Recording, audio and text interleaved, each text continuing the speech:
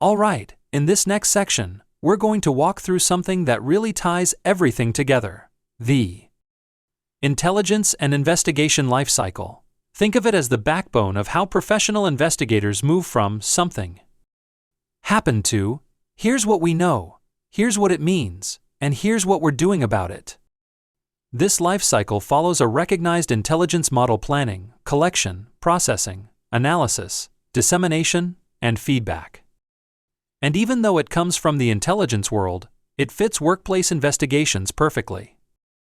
When you see the steps laid out, you'll probably recognize that you've been doing parts of this already. Now we're just making it intentional and structured.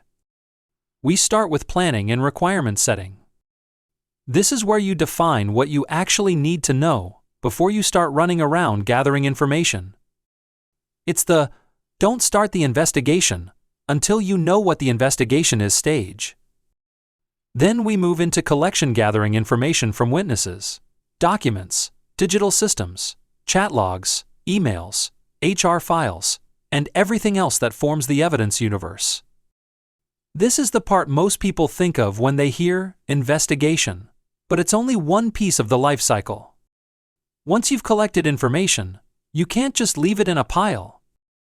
That's where processing and organization come in. This is the cleaning, sorting, structuring, and preparing of raw information so it's actually usable. Chronologies, timelines, entity lists, all of that happens here. After that, we get to the heart of intelligence work: analysis and interpretation. This is where you turn information into insight.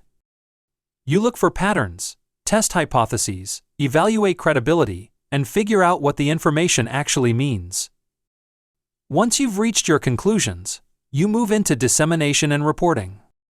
This is how you deliver your findings to decision makers in a clear, defensible way. It's not just writing a report, it's communicating risk, logic, and recommendations so leadership can act confidently. And finally, we close the loop with feedback and refinement.